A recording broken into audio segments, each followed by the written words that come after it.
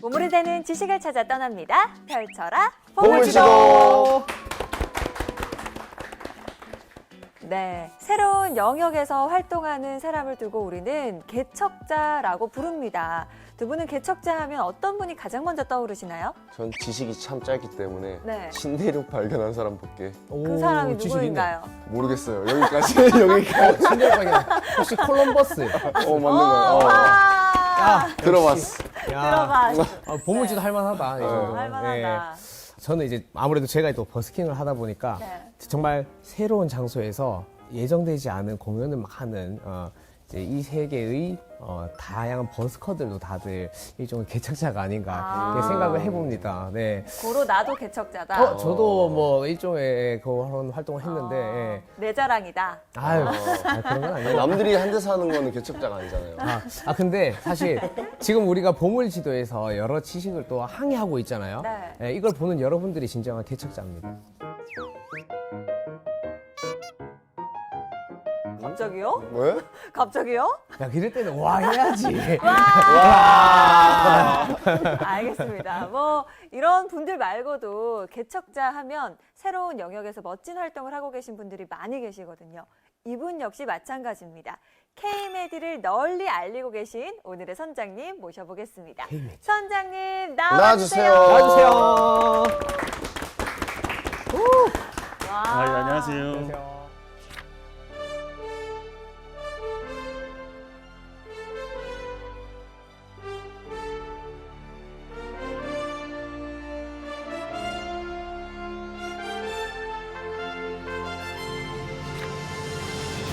아니 제가 듣기로는 우리 선장님께서 우즈베키스탄에서 허준으로 활동하고 계신다. 네. 우즈벡 허준이다. 예, 그거는 맞나요? 정말 과찬의 말씀이고요. 네. 뭐 그렇게까지는 아니고, 하지만 허준의 후예로서 어. 지금 열심히 일하고 있습니다. 언제부터 그럼 우즈베키스탄에서 활동을 하신 거예요? 제가 처음 우즈베키스탄하고 인연을 맺은 게 벌써 지금으로부터 거의 한 18년 이전에 2007년도, 그러니까 5월 11일입니다. 제가 이제 그날을 이제 기억하는 이유는 제가 그날 처음 우즈베키스탄에 방문했을 때 저희 집사람을 만났습니다. 그러니까 뭐랄까, 저희 집사람도 네. 그쪽 우즈베키스탄에서 이제 저기 봉사활동하던 봉사 단원이었는데 제가 이제 신규 단원으로 갔을 때 있던 단원들이 맞이해 주는데 제가 거기서 이제 처음 만나서 이제 딱 보고 이제 결혼하자 그래서 어머. 결혼하게 되었습니다. 집에 가셨는데 막 5월 11일 아닌 거 아니야? 5월 12일이구만. 아, 그럼 또 큰일 납니다.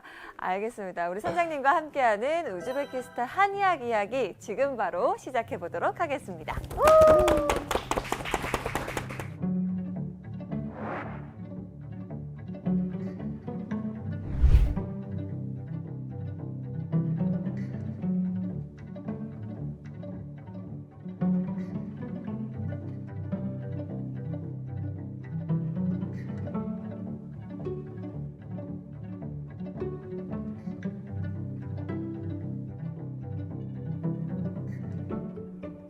저는 이제 한국에서 한의학을 공부한 한의사고요. 제가 이제 2003년도에 한의사 면허를 받았습니다. 그러니까 벌써 한 23년 됐는데, 근데 제가 이제 우즈베키스탄에서 한의사로 활동한 게 벌써 지금은 12년이거든요. 그러니까 한국에서 한의사로 산 그러한 좀 날들보다 제가 이제 우즈벡에서 한의사로 활동한 이제 그런 기간이 훨씬 더 이제 많다고 보시면 되겠습니다. 저는 한국의 이제 준 정보기관이라고 할 수 있는 한국국제무단에서 근무하고 있고요. 이제 외국으로 한의사나 의사들을 파견시켜서 이제 그쪽 나라의 의사들한테 여러 가지 한국의 의료 기술을 알려주는 이제 그러한 역할을 하고 있습니다. 그래서 벌써 총 합치면 12년 동안 근무하고 있고요.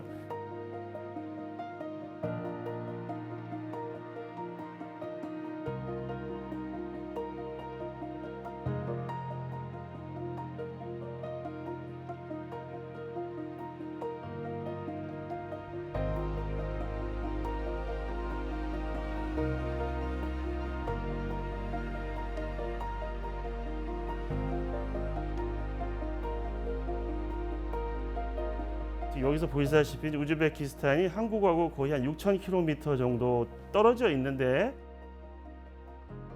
우리가 6,000km면은 하루에 사람이 걸어갈 수 있는 기간이 한 30km라고 한다면은 거의 한 200일 정도를 잠도 안 자고. 아니 뭐 그러니까 조금씩 잠은 자고 근데 이제 그때 생각해 보면 우리가 실크로드 다 아시죠? 실크로드. 예, 그러한 실크로드에 대한 역사 유물이나 이런 게 보면 여기 신라나 이러한 역사 박물관이라 가서 보시면 이때 당시에 우즈베키스탄에서 이렇게 쭉 다 있었던 역사 유물들이나 이런 것도 이제 쭉 다 나오고 있거든요. 우리 보면 이제 그때 당시에도 그렇게 막 200일 동안의 어떤 시간을 사람들이 왔다 갔다 하면서 어떤 유물이 계속 왔다 갔다 하고 이런 거를 우리가 알 수가 있습니다. 계속 교류가 있었다는 예, 거죠. 예, 그렇죠.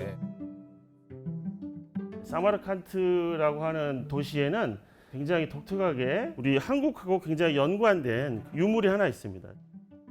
아프로시압이라고 하는 유적에서 나온 벽화인데 저 끝에 있는 사람들이 약간 모양이 이제 그때 시대에 살았던 한국인들이 아니겠느냐. 뭐 고려, 한국인 느낌, 고려인. 예, 뭔가 한국인 느낌 납니다. 예. 이게 이제 벽화가 그려진 게 거의 한 6, 7세기로 보고 있기 때문에 고려 이전에 이제 주몽 이 살았던 오. 고구려이지 주몽. 않느냐. 고구려. 오, 아는 분 그렇게 나왔다. 일단 추정하고 있습니다. 근데 이제 우즈벡에 많이 오시는 분들이 아니다. 이것은 백제 사람이다. 뭐 이거 신라 사람이다 이렇게 말씀하시는데 뭐 그렇게 우리가 이제 그렇게 다 나눌 필요 없이 그냥 이전부터 한국하고 우즈베키스탄이 있었던 어떤 하나의 국가와 계속 연관이 있었구나. 그리고 왔다 갔다 사람들이 계속 왔다 갔다 하고 그러한 일들이 굉장히 많았구나. 그래서 이렇게 이 보시 유물에 있는 그런 것도 다 나와 있구나.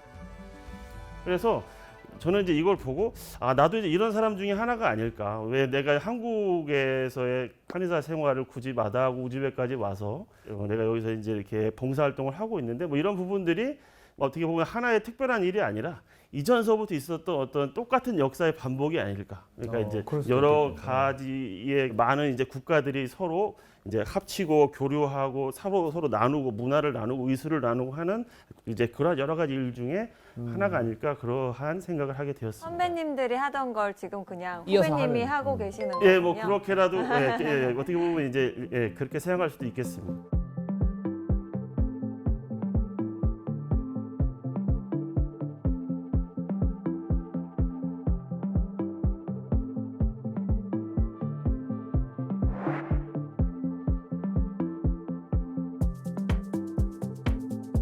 제가 뭐 우즈베키스탄의 어떤 특별한 어떤 목적을 가지고 의식을 가지고 간 건 아니고요.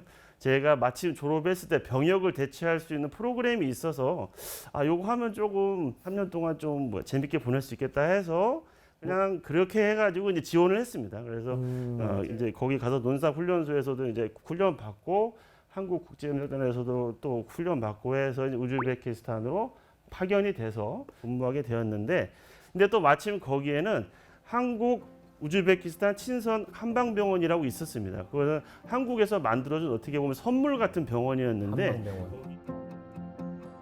지금 이제 우즈베키스탄 국민들을 다 무료로 진료해주는 그러한 병원이었습니다. 그래서 그러한 병원에 제가 파견돼서 저도 같이 거기에서 환자분들을 같이 이제 진료하고 또 한의학에 대해서 궁금해하는 의사들에게 이제 한의학에 대해서 이렇게 알려주고 이러한 역할을 그때 3년 동안 했었습니다. 근데 그때 1년에 저희 병원에 오시는 우즈베키스탄 국민분들이 거의 3만 명 정도였습니다. 그래서 3만 우리가 명이요? 줄을 서시오. 그래서 저기 보시면 제가 이렇게 줄을 세우고 있는 걸 보실 수 있는데 제가 이제 제일 그 말단이었을 때 제가 하는 역할은 줄 세우기. 3만 명에 있는 환자분들을 다 줄 세우고 이름 적고 김현식 선생님. 그렇죠. 역할. 이제 그런 역할을 이분이요. 제가 이제 했었고요.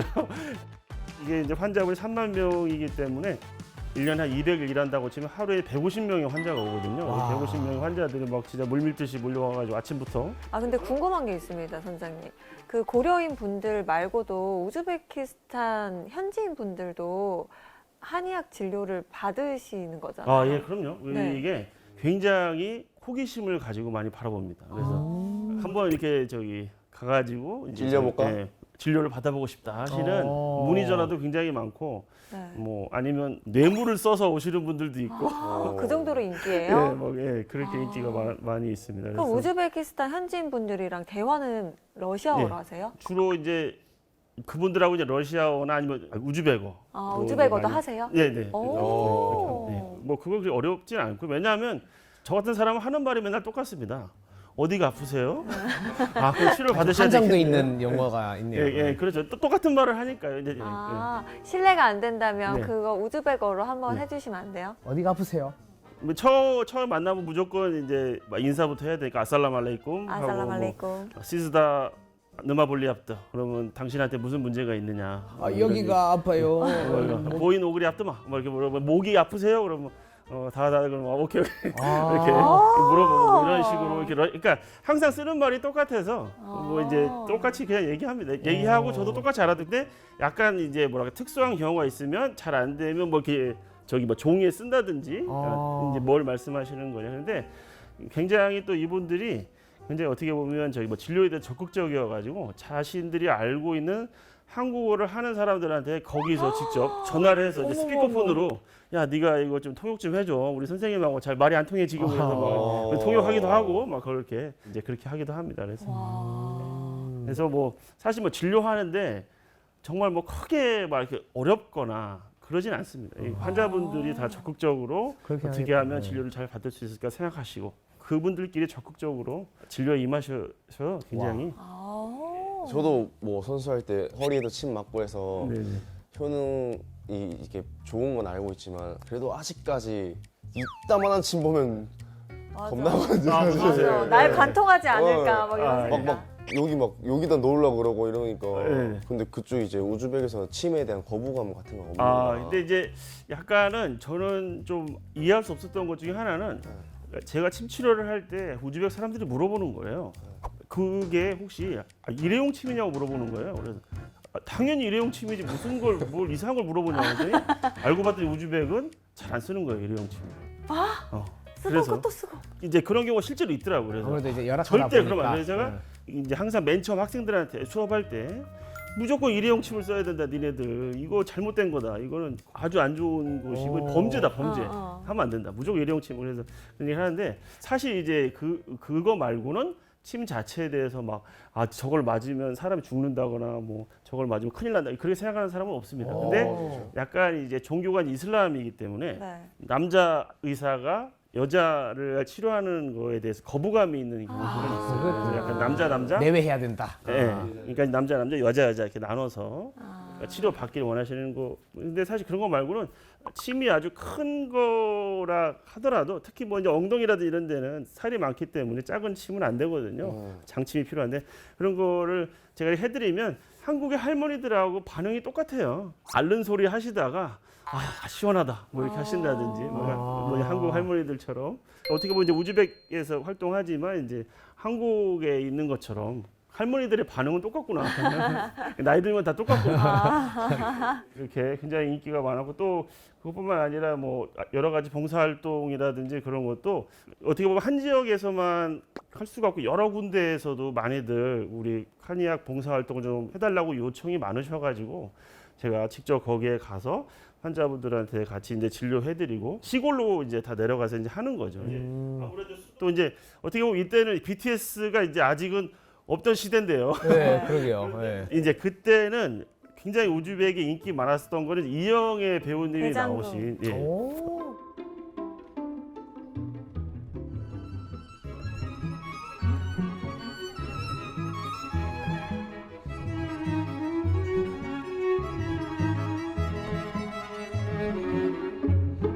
대장금이 엄청나게 인기가 많았거든요. 그래서 사실 그걸 안 본 사람이 거의 없을 정도로 그러니까 모든 사람들이 다 와서 야 대장금이다 여기는. 근데 너는 왜 남자냐 뭐 그래서 정말 단순하게. 네. 제가 그래서 그게 아니고 이제 대장금은 저의 선배님 어머님 같은 분이고 저는 여기서 이제 저 후배로서 일하고 있습니다. 뭐 이렇게 설명해주고 그랬던 게 있습니다. 그래서 그분들이 다 이제 하시는 말씀이 한국에서 이렇게 무료 병원을 만들어주고 또 이제 우리 한국에 있는 한의사들을 불러서 이렇게 한약 진료를 해주는 게 너무나도 고맙고 뭐 이제 한국 뭐 넘버원 뭐 이렇게 말씀해 주시는 게 굉장히 많아서 굉장히 뜻깊은 이제 그러한 시간이었습니다. 제가 또 한국 사람으로서 한국을 굉장히 사랑해주고 3년 동안 여러 많은 환자분들이 너무 이제 한의학을 사랑해 주시고 또 그것 더불어서 한국도 많이 사랑해 주시고 그런 것들이 너무나도 이제 생각에 많이 남아서 그거를 이제 수기로 작성을 해가지고 경험담이라고 해서 제가 이러한 책을 한 권 또 이제 이게 또 만들기도 하고 해서 작가님 또. 여러 가지로 굉장히 좋은 기억을 안고 한국에 제가 이제 오게 되었습니다.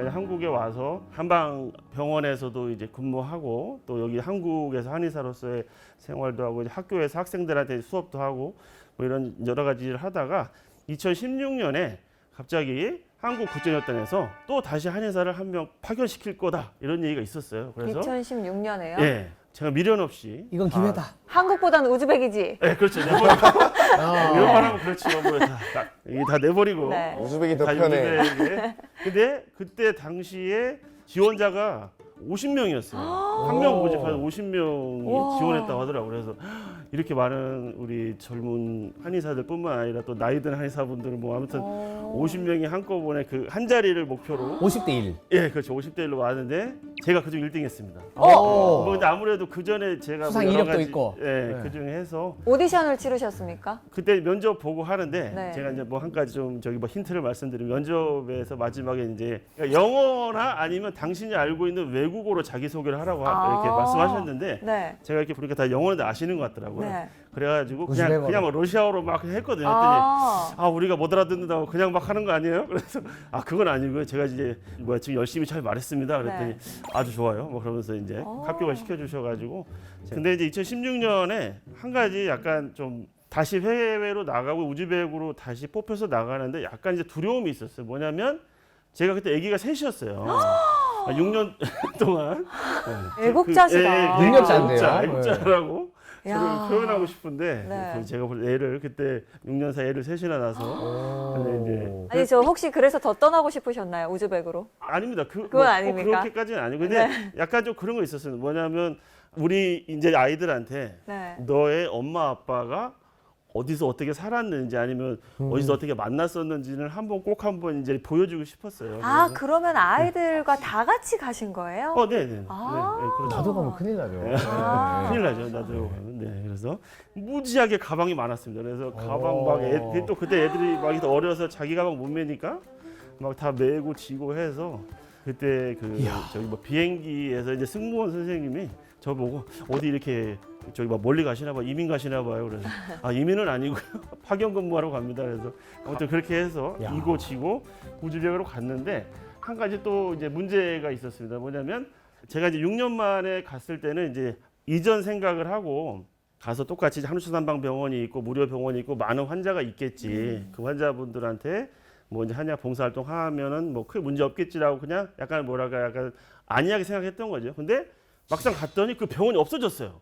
그 병원이 없어지고 이제 한국지원단하고 우즈베키스탄 정부하고 얘기를 한 거는 이 송영길 선생을 이런 전통의학 이제 환자 진료를 하는 조그만 이제 한국으로 치면 이제 보건소 같은 데에 이제 보내가지고 이제 활동을 하게 해라 그렇게 돼가지고 그럼 군 생활 때 있었던 한방병원이 없는 상태로 그 병원 자체가 다 없어졌습니다. 그리고 뭐 그때 당시 알았던 사람들 그때 당시에 그 병원에서 같이 오랜 시간 동안 이제 근무했었던 사람들이 다 이제 없어지고 없는 상태로 다 이제 다른 데로 가고 다시 맨 땅으로. 네. 네, 그렇죠. 야. 완전 진짜 맨 땅에 헤딩하는. 그래서 정말 힘들었습니다. 제가 좀 여기서 이런 말하면 그렇지만 한 번 그 헤어진 여자하고는 다시 만나면 안 된다. 뭐 이런 얘기를 하고 싶어요. 네, 그래서 그러니까 우즈벡이랑 한 번 헤어지고 네. 그냥 거기서 끝냈어야 되는데 그냥 뭐랄까 좋은 추억을 좋은 가지고 끝냈어야 되는데 네. 다시 갔더니 너무 힘든 거예요. 그래서 후회했겠네요. 아니 근데 후회했겠네요. 궁금한 게 있습니다.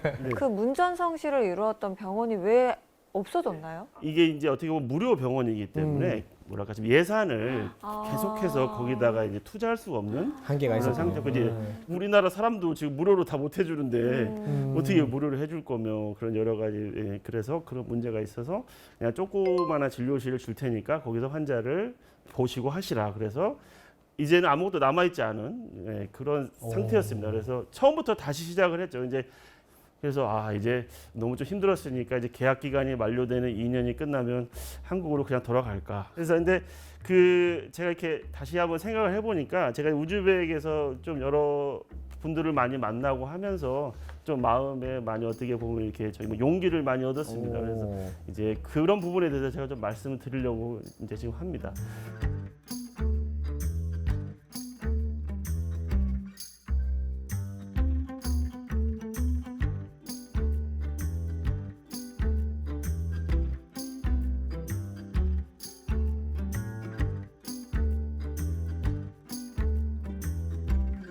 그때가 아마 2017년이었을 건데 더운 그 여름날이었어요. 그래서 이제 근데 이제 우즈벡은 한낮의 온도가 거의 40도, 50도가 그냥 넘어가거든요. 무지하게 더워요. 뭐 거기가 사막이기 때문에 무지하게 덥고 그런데 아침에 거의 한 7시쯤에 이제 아침에 일어나서 이따가 또 가서 또 이제 많은 환자들을 또 진료해야 되니까 좀 쉬고 있어야지 하고 누워 있었는데 아침에 이제 전화가 오는 거예요. 그래서 전화를 받았는데 막 러시아어로 그 뭐랄까 묻지도 따지지도 않고 너 오늘 일해 안 해? 일단 물어보는 거예요. 그냥 이제 러시아어로. 네, 제가 이제 오늘 일합니다 그랬어요. 그랬더니 오케이 하고 전화 그냥 끊는 거예요. 그래서 이제 전화를 받고 굉장히 좀 무례한 전화다. 아침이 7시에 그래서 전화를 해서 이제 9시에 이제 가서 이제 출근해서 환자를 보는데 나한테 전화한 사람이 올까 그렇게 생각하고 있었는데 하루 종일 진료하는데 안 오셨어요. 그래서 아침에 왜 전화를 한 거야? 그래서 이상한 사람이네 하고 이제 하고 다음 날은 제가 휴진일이었어 가지고 학생들한테 수업할 그걸 이제 제가 이제 스스로 이제 공부하고 그리고 이제 오후에 수업하려고 한참 준비하고 있는데 갑자기 문을 벌컥 열고 할아버지 한 분이 이렇게 들어오시는 거예요. 그랬더니 자기가 이제 어제 이렇게 전화한 사람이라는 거예요. 그래서 제가 아니 어제 전화했으면 어제 오셨어야지. 오늘은 내가 휴진일인데 왜 지금 이제 오늘 오셨어요? 그랬더니 그 아침 7시에 전화하셨던 분이죠? 예. 네. 자기가 누쿠스 그러니까 1200km 떨어진 데에서 저한테 전화를 하고 택시에 앉았다는 거예요. 그래서 13시간 동안 택시를 타고 저를 만나러 오신 거예요. 1박 2일 동안. 1박 2일 동안. 어머.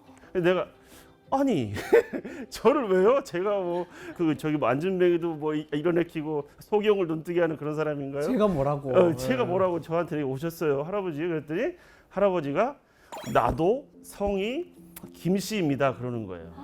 그래서 이거는 그때 이제 뭔가 찡한 게 있는 거죠. 그 말은 뭐냐면 나도 한국 사람이다.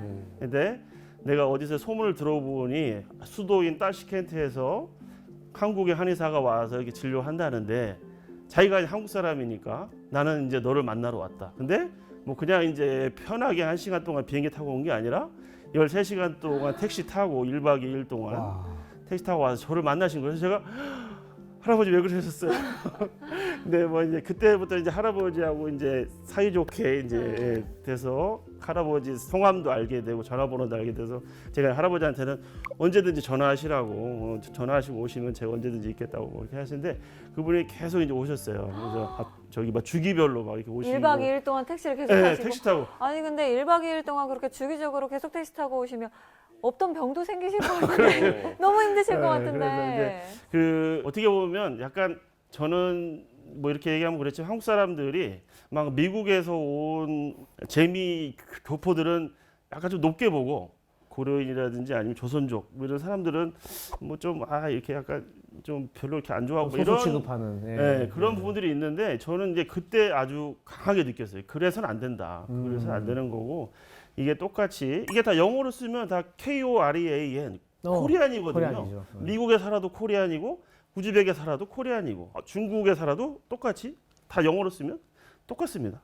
그렇죠? 근데 그거를 뭐 차별하고 이럴 필요가 없다. 그래서 이분들한테 좀 뭐라도 뭐 이렇게 좀 해드려야 되겠다. 근데 이분들이 이제 대부분 이제 65세 넘으신 할머니 할아버지 분들만 이제 보면 우즈베키스탄에 많이 이제 남아 계시고 그분들의 자제분들은 이제 많이 한국에 오시거나 아니면 러시아나 이런 데 가서 이렇게 다 일을 하시죠. 그래서 그러니까 어떻게 보면 뭐랄까 자제분들도 이제 가끔가다 오시고 좀 이제 몸도 많이 불편한데 그런 부분들이 있어서 그러면 주말마다 오셔서 한번 진료를 받아보시고 우리가 그렇게 한국에서 온 한의사를 이뻐하시니 제가 그러한 한민족 한마음 한의학 진료소를 만들어서 그래서 여러분들한테 이제 봉사활동 하겠다 해서 한민족 한마음 한의학 진료소를 만들었습니다.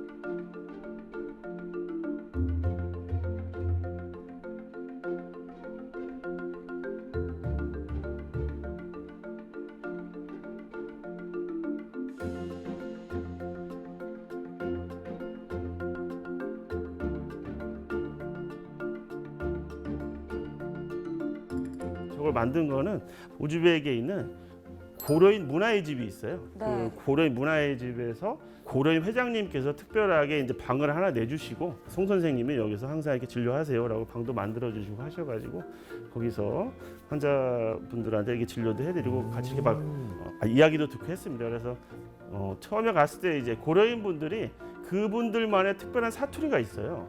뭐라고 하시냐면 할머니 요즘 좀 어떠세요? 그러면 일 없어, 일 없어. 댕기기가 조금 바빠 이래요. 그러면 일이 없다. 구직을 하셔야 되는데 돈을 벌어야 되는데 일이 없나 보다. 또 막 이렇게 왔다 갔다 댕기시는 게 너무 바쁘신가 보다라고 생각했는데 그게 아니고 괜찮다는. 네. 괜찮다 괜찮다. 근데 조금 걸어갈 때 약간 다리가 아프다 뭐 이런 말이에요. 근데 처음에 그 말을 듣고는 왜 자꾸 일이 없다고 하시지? 그래서 저한테 한국에 보내달라는 얘기예요. 그랬더니 그런 게 아니고 그냥 아프지 않다고 크게 아프지 않다. 오케이라는 말이 이제 그렇게 말씀하시더라고요. 그거 북한말이나 연변말처럼 약간의 이쪽은 사투리 느낌. 예. 그런 사투리인 것 같습니다. 또 환자분들이 이제 다 이제 저기 진료를 마치시고 나가시면서 하시는 말씀이 아슴 차이요. 아슴 차이. 아슴 차이요. 그래서 저는 처음에 숨 차다고 그런 줄 알고 숨 이게 차이요, 심장에 숨 문제가 차이요. 있나 보다. 큰일 났다. 이거 119 불러야 되나? 그게 아니라 네. 이렇게 진료를 해주셔서 감사합니다, 고맙습니다. 이런 말을 아슴 차이요라고 하시더라고요. 그래서 아슴 저도 차이요. 이제 그 말을 배워가지고 할머니 요즘에 일 없죠? 그래 일 없어. 뭐 이렇게 얘기도 하고 저도 나갈 때 이제 아슴 차이요라고 같이 말씀드리고 그래서 이제 그러면 거기서는 우리나라 말과 네. 그 우즈베키스탄어를 좀 같이 혼용하나요? 예, 그래서 특히 이제 고려인 할머니 할아버지 분들은 저한테 오셔서는 항상 제가 이제 러시아어로 뭐 이제 말씀을 드리면 러시아말 하지 말고 한국어로 해달라고. 왜냐하면 자기 한국을 듣고 싶다고. 자기가 슬퍼. 한국어를 잘 못하지만 당신이 하는 한국말을 좀 듣고 너무 나도 슬퍼요. 뭐 그렇게 말씀하셔서 약간 좀 찡한 그런 게 있었습니다. 찡하겠다. 네. 그래서 이제 어떤 할머니 한 분이 저한테 이제 쭉 이제 기타 진료를 받으시고 이제 편지를 하나 적어 주셨는데 할머니는 한국어를 잘 못하셔가지고 손녀분한테 이제 부탁해서 당신이 이렇게 와서 봉사활동 해주시고 그런 게 감사하고 고맙다 아슴 차이요라고 할 수 있는 그런 말씀 해주셔가지고 제가 굉장히 이제 또 마음에 또 용기를 얻고 이게 한국에 지금 바로 가면 안 되겠다. 이분들을 위해서 좀 더 활동을 할 필요가 있겠다. 이 맛에 또 머물러. 예, 그렇죠. 네. 환경이 맞습니다. 열악하지만 또 저런 편지 받으시면 네. 또 뭐 의료봉사 더 해야겠다라는 생각 드시겠어요. 네, 맞습니다. 뭐 어떤 큰 선물보다 저런 편지 하나 적어주시면 정말 두고두고 제가 계속 보면서 그래 이렇게 하시는 사람들이 있구나 네. 생각합니다. 그래서 제가 그때 너무 느꼈던 그거를 좀 이제 많은 분들하고 같이 좀 나누고 싶어서 제가 그거에 대해 수기를 썼습니다. 그래서 수기를 써가지고 제동포 문학 공모전 뭐 그런 데다가 체험 수기를 제가 냈어요. 그래서 그게 대상을 받았습니다. 와.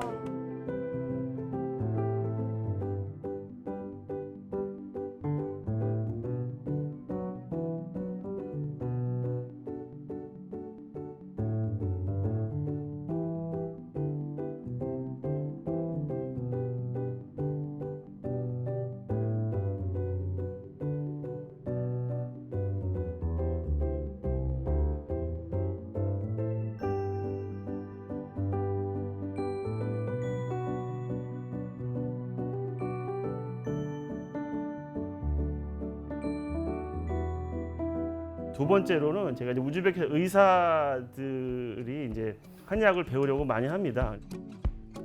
여기가 이제 학생들을 제가 이제 같이 사진 찍은 건데요. 이번 지금 여름에 전국에 있는 학생들을 모아서 한 달 동안 같이 교육하고 한약에 대해서 이제 수료증과 자격증도 주고 하는 이제 그러한 수업이었습니다. 그래서 굉장히 저 스스로 뜻깊게 생각하고요. 왜냐하면 멀리에서 누쿠스에서 온 학생들도 있는데 학생들 물어보니까 이제 나중에 다 끝나고 야 이제 너는 저기 갈 때 누쿠스 갈 때 어떻게 가냐 그랬더니 저는 버스 타고 갑니다 그러는 거예요. 그래서 버스가 있어 그랬더니 버스도 거의 한 1박 2일 간다고 뭐 그럴 정도로 그러니까 그렇게 멀리서 이렇게 와가지고 공부하겠다고 와서 한 달 배우려는 동안 열정이 한국에 와서 이제 어떻게 뭐 유학이라든지 이런 것도 굉장히 하고 싶어 하고요. 그리고 뭐 석사과정, 박사과정, 한국의 전통의학을 자기네들이 해서 다시 이제 우즈벡으로 가서 이제 거기서 이제 선생님이 된다든지 이제 교수가 된다든지 이런 것도 많이 꿈꾸고 있습니다. 특히 제자 중에 한 명이 아주 똑똑한 제자가 있어요. 여기서 이제 지크릴로라고 하는 이름인데요. 굉장히 열심히 공부하고 굉장히 적극적이에요. 그래서 이 친구가 이제 사는 데가 수도가 아니라 수도에서 거의 한 450km 떨어진 페르가나라고 하는 데서 계속 이제 와가지고 공부하고 제가 하는 거에 대해서 어떤 진료에 대해서 공부하고 하면서 자기가 굉장히 많이 성장했어요. 성장해서 한국에도 거의 한 4번 정도 와서 한의학에 대한 연수도 받고 그래서 이 친구가 저한테 이제 공부를 해서 이제 크게 병원을 만들었는데 병원의 이름이 이제 아리랑 우즈벡 메디칼 센터예요. 아리랑. 네. 아. 페르가나에 가시면 아리랑이라고 하는 글자가 적혀 있는 뭐랄까 한방병원이라고 할 수 있는 그러한 병원이 있는 거예요. 그래서 이 친구가 굉장히 적극적으로 저런 걸 만들어서 우리가 아리랑, 크릴로의 아리랑이라고 하는데 야. 그래서 이게 참 뜻깊은 그러한 일이었습니다. 이게 이제 코로나가 끝나고 아마 2022년인가 그때 이제 만들어가지고 쭉 봤는데 이 친구가 저기 잘 보시면 병원 앞에다가 제 사진을 크게 만들어놨어요. 그래서 아 뒤에 저기 예, 사진이. 굉장히 부끄러워. 아니 근데 두 분이 계시는데 한 분은 이제 손용훈 원장님이라고 네. 한국에서 이제 교육을 담당하셨던 분. 아. 그래서 저 지크릴로가 우즈벡에서는 저한테 공부하고 우리 한국에 가서는 우리가 이제 한국에서 손용훈 원장님이라고 하는 분한테서 공부를 해가지고 우리 아리랑 우즈벡 메디칼 센터라고 하는 걸 만들어서 야. 하루에 환자를 100명 이상씩 보고 막 여기도 이제 외국에서도 환자가 많이 옵니다. 지금 러시아라든지 옆 나라인 따지키스탄, 키르기즈스탄 뭐 아니면 저기 뭐 두바이 막 이런 데서도 환자들이 올 정도로 아주 문전성시를 이루면서 그래서 제가 항상 보고 그럽니다. 너는 참 나보다 낫다. 네가 훨씬 나보다 낫고. 근데 네가 있어서 참 나는 참 여기 어떻게 보면 우즈벡에 있기를 잘한 것 같다. 그래서 너가 제자가 있으니까 갈 때마다 굉장히 뿌듯하고 저 앞에 이제 보면 이제 딱 아리랑 이라고 딱 이름이 적혀 있고 그러면 사람들이 물어본다고 그래. 아리랑이 뭐예요? 아리랑 그러니까 이제 그쪽 나라 사람들 아리랑 뭐 그러면 아리랑은 이제 한국의 유명한 노래인데 뭐 좀 여러 가지 의미가 있다. 뭐 그래서 특히 어떻게 보면 한국이라고 하는 걸 대표할 수 있는 그러한 그렇죠. 말이라고 할 수 있다. 뭐 그렇게. 아리랑 한 소절도 가르쳐 주시지 그러셨어요. 아리랑은 제가 못 알려줬습니다. 노래는 아하. 제가 잘 못해요. 그래서 아하. 노래가 너무 좀 슬프고 그런 게 있어서 네. 그런 거 말고 혹시 또 필요하시면 여기 전문가 아, 예, 있습니다. 네, 아리랑 아우, 네. 잘 알려줄 수 있어요. 지역별 아리랑이 많아서. 우즈벡에 네. 오셔서 한번 거기서 버스킹 아, 해주시면 좋다. 아, 정말 멋질 것 같아요. 우즈벡 개척까지. 아. 네. 아유.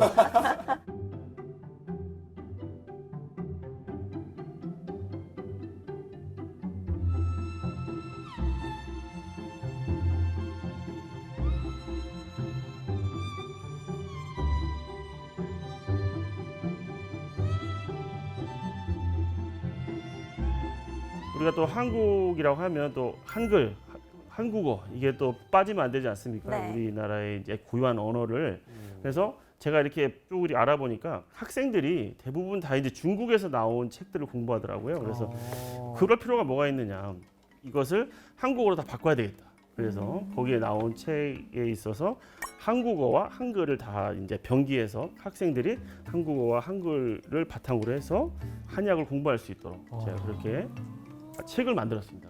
한글로 해놓으면 훨씬 읽기가 또 수월하니까. 그 한글로 되어 있기 때문에 학생들이 이게 뭐지? 하면서 이제 또 한국어도 더 많이 자연스럽게 공부하려고 또 하고 알게 예. 되고. 한국어에 대해서 굉장히 관심도 많이 가지고 이렇게 그래서 쭉 이렇게 7개의 교과서를 만들었고 이번에 한 권이 또 나왔습니다. 그래서 지금 한 8개의 교과서를 한국 한의학을 소개하는 책자를 만들어서 각 학교에다가 무료 배포해서 학생들이 잘 받아보고 읽어보고 할 수 있도록 이렇게 만들어 놓고 있습니다. 그래서 근데 이렇게 해도 학생들이 엄청나게 좋아하고요. 이 책 자체를 구하려고 뭐 인쇄하고 출판 뭐 이런 것들에 대해서도 그리고 제가 거기에 있으면서 그 전에는 한국의 한의학을 뭐 이제 알리는 사람으로서 계속 한국의 한의학에 대해서만 관심을 많이 가지다가 우즈베키스탄 전통의학이라고 하는 거에 대해서도 관심을 가지게 되었습니다. 우즈베키스탄의 전통의학의 어떻게 뭐 시조라고 할 수 있는 아부알리 이븐 시나라고 하는 사람이 있습니다. 1980년에 이분이 태어나서 1037년까지 활동하시면서 의학에 대해서 굉장히 많은 아주 방대한 저술을 하셨어요. 근데 특징적인 거는 이분이 쓰신 방대한 저술이 유럽으로 넘어가서 유럽의 현대의학, 서양의학이 바탕이 됩니다. 그러니까 어떻게 보면 전통의학이라고 하는 게 그냥 그 시대에 머물러 있는 게 아니라 계속해서 이어지면서 전통의학과 현대의학이 서로 순환적으로 항보적으로 발전하는 그런 아주 중요한 역할을 했기 때문에 유럽에서는 아부알 이븐 시나를 굉장히 높은 사람으로 보고 성인으로 거의 추앙을 하고 현대의학의 아버지라고 할 정도로. 근데 지금 이제 우즈베키스탄에서는 아부알 이븐 시나를 어떻게 보면 우즈베키스탄 전통의학의 아버지라고 하거든요. 그럼 뭐 전통의학과 현대의학은 따로따로 아니냐. 근데 저는 그렇게 얘기합니다. 전통의학과 현대의학이 따로가 아니다. 니네가 소중하게 여기는 지금 아부알 이븐 시나를 봐라. 그 사람이 12세기에 나온 그 책이 유럽으로 가서 현대의학을 발전시키지 않았느냐. 그래서 어떻게 보면 이제 전체적으로 보면 의학은 하나다. 전통의 현대가 나눌 거 없이 계속해서 발전해 오면서 인간이 어떤 하나의 새로운 의학을 만드는 것이 아니라 전통의학이라고 하는 그러한 탄탄한 바탕 위에서 다시 또 과학이 발전하면서 조금씩 발전해 나가는 것이지 서양의학 따로 있고 전통의학 따로 있고 이렇게 별개가 나눠지지 아니다. 네, 네. 별개가 아니다. 제가 이제 항상 이제 그 얘기를 합니다. 그래서 마침 또 우즈베키스탄에서 대통령께서 그분이 이제 2018년도에 앞으로 우즈베키스탄도 전통의학을 발전시켜야 한다라고 하는 법안을 발의하셔가지고 이게 이제 대통령께서 법안을 발의하니까 그 밑에 산하에 있는 저기 막 보건복지부, 교육부 이런 데에서 와 전통의학을 발전시켜야 한다는 대통령 명령이 내려왔어. 그러니까 막 학과를 만들고 병원을 만들고 교육을 시키고 뭐 그러한 붐이 일어난 거예요. 근데 그런 붐이 일어나는데 어떻게 보면 한국에서 온 전문가는 저 하나잖아요. 제가 그러니까 전국 각지를 다니면서 학교마다 강의를 하고 특강을 하고 학생들한테 이제 소개를 하고 이제 교수들을 만나서 한국의 한의학은 이런 식으로 발전했기 때문에 이제 우즈베키스탄도 이런 부분을 많이 중점을 두고 하십시오. 뭐 이런 거에 대해서도 많이 이야기를 해주고 하면서 굉장히 어떻게 보면 몸값이 많이 올라갔습니다. 물론 이제 근데 희소성이 있으니까. 네, 그렇죠. 네. 희소성 때문에 돈을 받진 않지만 서로 오라고. 이번 주말을 이용해서 누쿠스 한번 와주시면 안 되냐고. 뭐 페르가나, 부아라, 사마라 제가 안 가본 데가 없어요. 그래서 다 가서 거기에는 학교마다 교수들을 만나서 이게 이제 전통의학 발전하려면 뭐를 해야 되고 어떻게 발전시켜야 되고 대통령께서 이러한 명령을 내렸으니까 앞으로 뭐를 더 중점적으로 하셔야 됩니다. 뭐 이런 거에 대해서 계속해서 제가 이야기를 해주고 있는데 저는 근데 들으면서 왜 이제 우즈베키스탄에서도 전통의학을 다시 부활시키자 하면서 운동을 하고 있다고 말씀을 하셨잖아요. 네. 궁금한 게 그럼 우리 한의학과 우즈베키스탄의 전통의학과 비슷한 점 그리고 이거는 정말 다르다 하는 부분이 또 현지에서 일을 하셨으니까 잘 아실 것 같아요. 궁금해요. 예. 이제 그 아부알 이븐 시나 같은 경우에는 종교 자체가 이슬람이었고 그거에 대해서 이제 굉장히 무슬림적으로 생각을 했기 때문에 이슬람 의학의 바탕을 두고 있습니다. 그래서 특별하게 차이가 있다면 아부알 이븐 시나는 침치료라든지 그런 거를 한 적이 없어요. 그래서 그 부분은 항상 한국이나 중국한테서 우즈베키스탄에 있는 의사들이 공부를 해야 되거든요. 그렇다 보니까 어떻게 보면 지금 이제 중국보다 한 발이 앞서 나가서 교육을 하고 있는 게 이걸 어차피 공부해야 되니까 네. 자기네들의 어떤 전통의학 바탕에는 신치료에 대한 내용이 없기 때문에 어차피 공부해야 되는 건데 한국에서 굉장히 과학적으로 그리고 그러한 부분들이 잘 돼 있기 때문에 한국을 제1 파트너로 생각하고 많이 이제 교육을 받고 있는 거죠. 아, 그렇군요.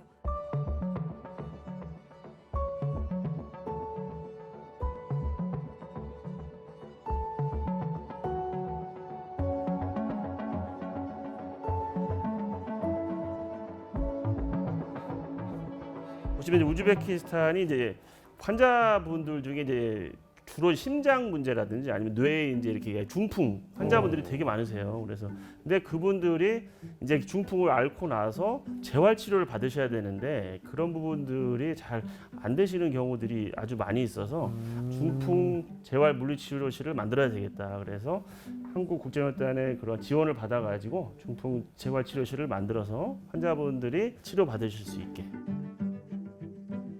그래서 환자분들의 만족도도 굉장히 높아지고. 지금 이제 이 분야에 대해서 보면 이제 우즈베키스탄에도 이런 환자분들이 아주 많기 때문에 그런 환자분들한테 침 치료를 했을 때 얼마만큼 더 좋아지느냐 그러한 연구라든지 이런 것도 같이 하고 있습니다. 그래서 그 외에도 이제 굉장히 학생들이나 아니면 지금 우즈벡 의사들한테 네. 굉장히 이제 교육을 시키고 있고, 제가 생각했을 때 굉장히 이게 또 뜻깊은 것은 이러한 교육 자체가 그냥 하는 교육이 아니라 국가에서 인정해주는 교육입니다.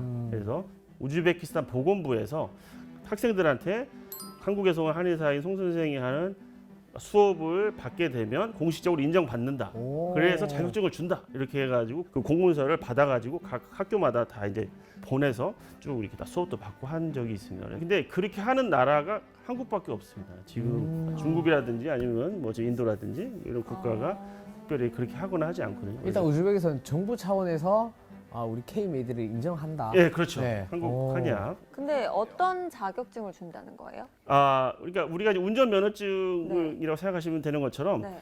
환자를 진료할 수 있는. 오. 네. 한의학 진료를 할 수 있는? 예, 그렇죠. 어. 근데 이제 그 한의학 진료 중에서도 이제 환자를 직접 보고 환자한테 침 시술을 할 수 있느냐 이 사람은 네.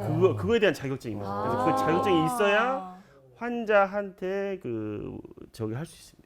없이 하면 불법이잖아요. 예, 이게 그러니까. 되게 진짜 의미가 있는 게 정말 국가적으로 공식적인 치료라고 인정을 해주는 그렇죠, 거잖아요. 그렇죠. 예, 뿌듯하다. 예. 그래서 이제 보건부에서도 그렇게 인정을 해서 지금 이제 많은 우즈벡 의사들과 또 이제 학생들이 계속 교육을 받으려고 다들 하고 있습니다. 그러면서 이제 우즈벡에서 저를 이렇게 잡지의 표지 모델로 저를 실어줬어요. 이 선장님이에요. 네네, 이게 여기 보시면 이제 우즈벡이 인구가 3,700만이거든요. 3,700만 인구 중에 한국의 한의사 저 하나니까 굉장히 어떻게 보면 조명받을 수 있는 우와. 그러한 위치에 있는 거죠. 그래서 제가 여기 와서 뭐 한국의 한의학과 우즈베키스탄 전통의학이 서로 이제 교류하면서 동반 성장해서 환자들한테 좋은 영향력을 미치면 좋지 않겠느냐, 뭐 그러한 인터뷰도 하고 해서 우와. 근데 이렇게 뭐 표지 모델을 저를 해줘서 제가 이거는 집안에 지금 우와. 저희 아주 큰 저기 뭐 유물로서 제가 잘 남겨놓고 있습니다. 관리 아니, 엄청 잘 됐다. 이 컬러가 정도면 맞아.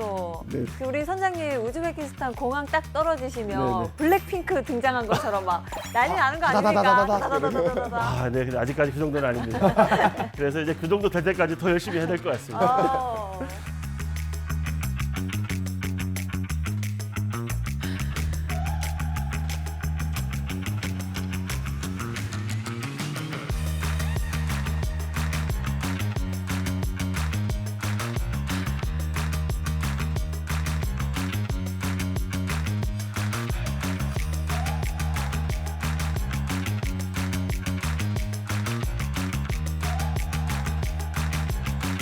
근데 저는 궁금한 게 사실 한의학 하면 침도 있고 네네. 뭐 뜸도 있고 네, 그렇죠. 예. 그리고 한약도 있지 그렇죠, 않습니까? 그럼요. 예, 그럼요. 우리 우즈베키스탄에서 한약을 이렇게 알리는 활동하실 때 한약에 대한 것도 거부감이 네. 없으신지. 생태계가 좀 다르지 않을까요? 예, 그렇죠. 이제 아무래도 자연 환경도 차이가 네. 많이 나요. 사막성 기후고 거기에서 지금 이제 이렇게 자라나는 식물도 전혀 다르거든요. 그래서 우즈벡은 너무 덥기 때문에 어떻게 보면 이제 한국이 자랑할 수 있는 산삼, 인삼 이런 것들 있지 네. 않습니까? 그런 것들은 자랄 수가 없어요.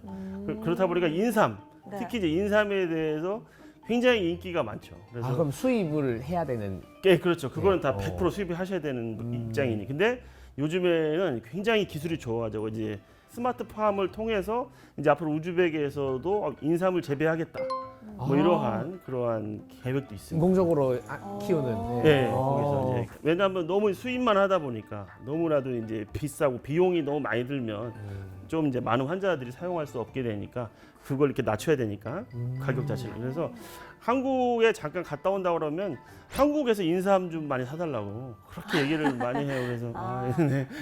뭐 그런 것도 있고 또 이제 한약에 대해서도 여기에 지금 아부알 이븐 시나라고 하는 사람 자체가 그러한 약초 네. 식물에 대한 오. 약에 대한 저술을 많이 했거든요. 그래서 이미 그거는 어떻게 보면 이제 국민들이 많이 사용을 하고 있었습니다. 물론 환자분들은 이제 이슬람이시기 때문에 네. 돼지고기가 혹시 들어간 거냐 아니면 뭐 그런 부분들이 때문에 그런 것만 잘 설명을 해드리면 네. 잘 복용하시고 그거에 대해서 효과도 많이 보고 네, 그렇습니다. 그럼 거기는 젊은 사람들은 혹시 네. 반응이 어떤지 좀 궁금합니다. 예. 한국은 지금 뭐 출산율이 0.7 이렇게 되고 있지 않습니까? 네, 지금 우즈벡은 3이거든요. 와. 1년에 뭐 100만 명씩 막 애들이 증가하고 있네요. 네, 네. 증가한다고 어. 할 정도로 굉장히 젊은 인구 비율이 굉장히 높고요. 지금 평균 연령이 한 70세 정도이기 때문에 한국보다 한 10년 정도 짧은 상태죠. 되게 뭐 노동이나 이런 일들을 많이 하는 경우도 있고 해서 굉장히 이 한약에 대해서 호감을 많이 가지고 또 그분들도 많이 생각해요. 왜냐하면 약이라든지 이런 거를 먹다 보면 부작용이나 이런 것 때문에 굉장히 힘든 경우가 있는데 이제 그런 약 말고 다른 방법은 없느냐. 그럴 때 그 부분에 대해 침 치료라든지 이런 것들이 굉장히 도움이 된다. 그러면 그러한 치료 방법을 많이 선택을 하시고 그렇습니다. 아, 사실 저는 오늘 쭉 선장님의 말씀을 들으면서 진짜 우리나라 한의학을 우즈베키스탄에 알리는데 정말 개척자다라는 그 단어가 우리 선장님에게 딱 어울리는 단어 아닐까라는 생각이 들었거든요. 그래서 선장님의 앞으로의 계획이나 목표가 더 궁금해집니다. 저는 제가 벌써 이제 12년인데 여러분은 12년 하면 어떤 영화가 생각나세요? 12년. 영화요? 네. 이 보면 영화 중에 노예 12년이 있죠. 근데 제가 물론 노예는 아니지만 그 긴 세월을 제가 우즈베키스탄에서 적극적으로 활동하고 있는데 물론 이제 어려움도 많았고 한국으로 돌아갈까 뭐 그런 생각도 하고 제가 우즈벡에서 뭐 도둑도 저한테 들어서 돈도 잊어버린 적도 있고 물건도 잊어버린 적도 있고 뭐 힘들고 어려운 적도 많았지만 하지만 처음으로 하는 일이고 저 말고는 아무도 없고 제가 하지 않으면 다른 사람이 아직 할 사람이 없고 하는 그러한 상황이기 때문에 저는 앞으로도 계속해서 이 일을 좀 더 앞으로 더 많이 할 필요가 있다고 생각합니다. 그래서 제가 예전에 면접 볼 때 거기서 이제 교수님들이 물어보셨는데 앞으로 10년 후에 당신의 모습은 무엇입니까? 라고 저한테 물어봤습니다. 제가 그때 뭐라고 했냐면 중국의 중의학이 한국의 한의학을 넘지 못하도록 탄탄한 성벽을 세우는 것을 제가 할 역할이라고 생각합니다 했거든요. 그래서 그러한 역할을 제가 함으로써 우즈베키스탄이 전통의학의 항상 제일 파트너는 한국이 될 수 있도록 이제 그러한 역할을 하고 싶습니다. 와. 와, 너무 자랑스럽습니다. 네. 아, 이제 우즈베키스탄을 넘어서 더 많은 나라에 우리의 전통의학, 한의학을 알리실 선장님의 활약이 더욱더 기대가 되는데요. 그럼 오늘 강의 한마디로 정의를 해주신다면요? 네, 이제 앞으로 저는 한의사이기 때문에 하는 말씀이 아니고 새로운 한류는 한의학이다 이렇게 생각을 합니다. 왜냐하면 여러분들 다 아시는 실크로드 아시잖아요. 네. 실크로드.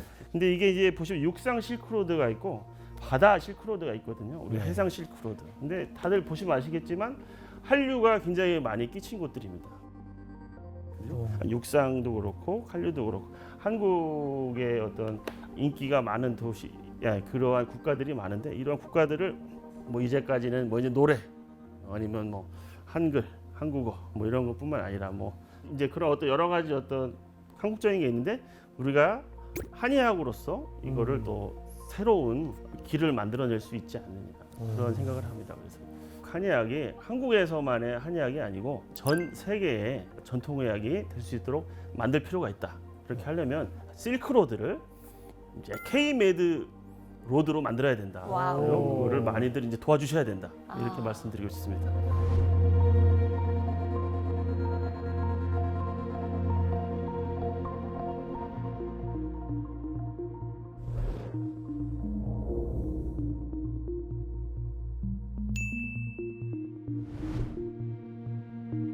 네, K-메디 로드로 만들어가는데 우리도 일조합시다. 아, 그럼요. 네. 두 분은 오늘 어떻게 들으셨는지도 궁금해요.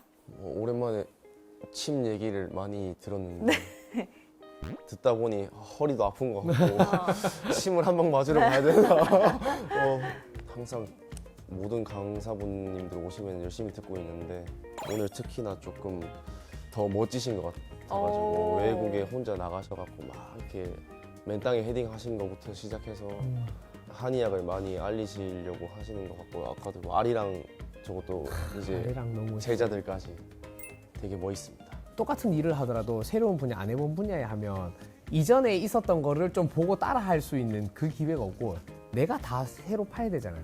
그게 진짜 에너지 소모가 엄청난 건데 이 말 써도 되나? 예, 정말 국뽕이 저절로 차는 느낌이에요. 네, 국뽕이 제가 오늘 네. 저절로 한 네. 사발 들이킨 것 같아요. 그래서 우즈벡에 대한 관심도 더 생기고 예, 가보고 싶다는 생각이 좀 들었습니다. 꼭 한번 여기 네. 놀러 오십시오. 알겠습니다. 사실 흔히 한류라고 하면 드라마나 영화 정도만을 생각했었는데요. 우리의 전통 의학 기술이 또 다른 한류 열풍을 일으키고 있습니다. 한국인으로서 기분 좋아지는 소식인데요. 앞으로도 이 K-메디가 좀 더 세계적으로 많은 사람들한테 인기를 얻는 의술이 되길 기대해 보겠습니다.